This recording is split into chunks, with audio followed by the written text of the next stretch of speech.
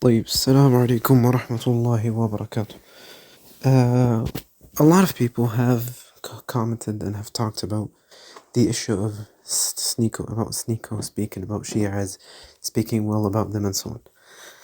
When I recorded my video responding to the issue of where the Muslim lantern guy, where he spoke about, how we cannot call ourselves Sunnis or Salafis or so. When I responded to him on that, Sneako, in that video as well, he said this issue.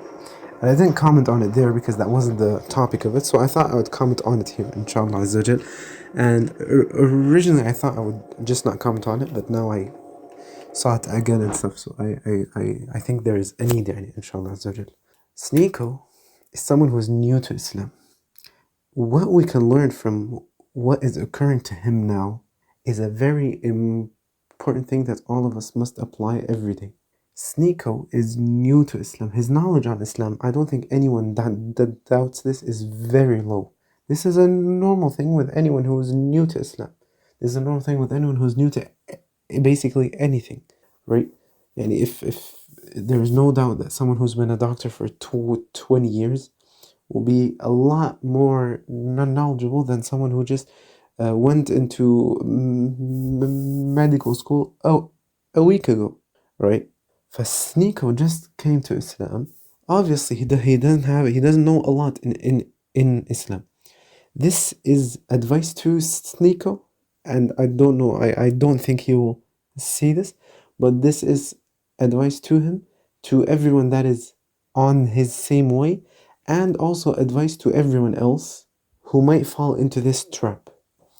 And what we saw with Sneako is that he is new to Islam. He himself always says that he doesn't have a lot of knowledge, and so just because he came new to Islam, and he's trying to learn, right? And this is a good thing, and he sits with Uthman ibn Farouk and so on. He's trying to learn, right?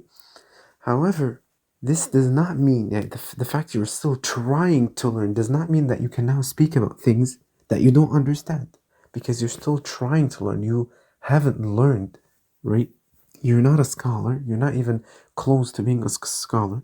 So why do we speak about these issues that normally only scholars or students of knowledge should speak in, right? And what I mean with this is when he says that Shi'as are good and Shi'as are the ones who carry the Ummah and so on. Please, if you don't have knowledge, don't talk. These issues are issues that you do not understand with the fact that you're new to Islam. In fact, this what you said, normally, if someone who knows, this would take him outside of Islam to say this, right? To say that kuffar carry Islam. Obviously, this is one of the worst things that you can say.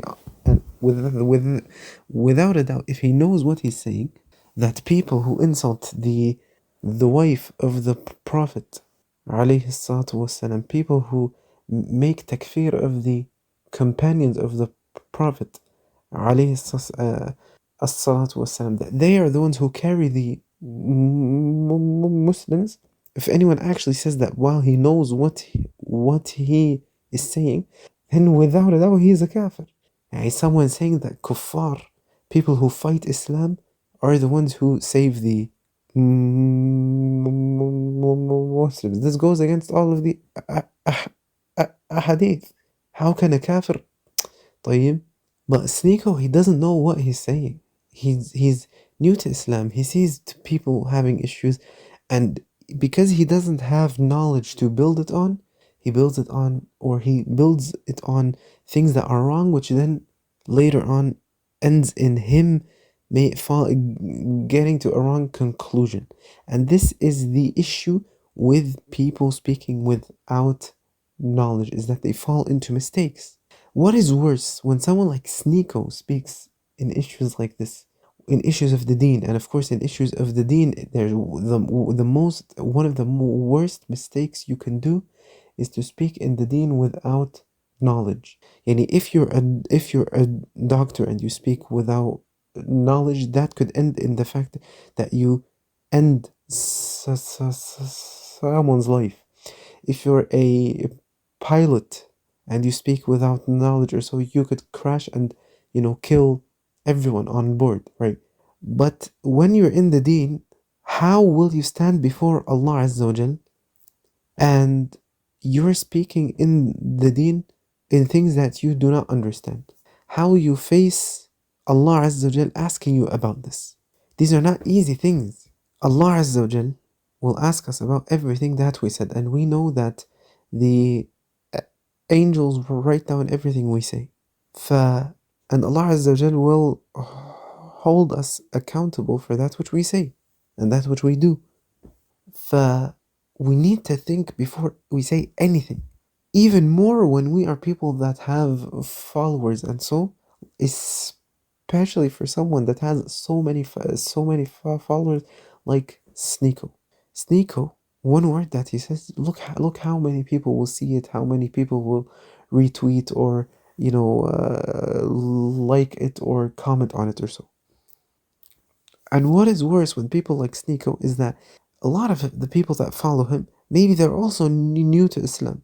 Maybe they're also Muslims that don't understand the deen well, that have not sat with scholars, that haven't read books of the scholars and so. So when they read something like this, because they like you, to Sneako, and because they see you sit with mashayikh, like Sheikh Uthman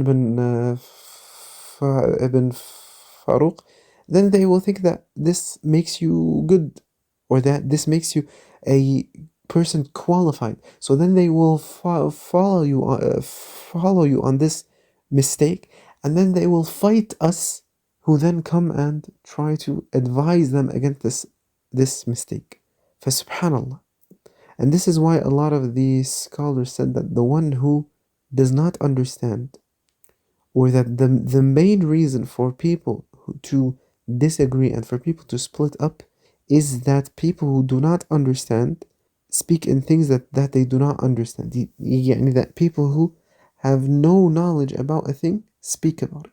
And this will lead to them making mistakes. And then when people follow them on that mistakes, they will fight those that follow the truth. They will fight those that follow the Quran, and they will fight those that follow the sunnah of the Prophet alayhi salatu wasalam on this issue.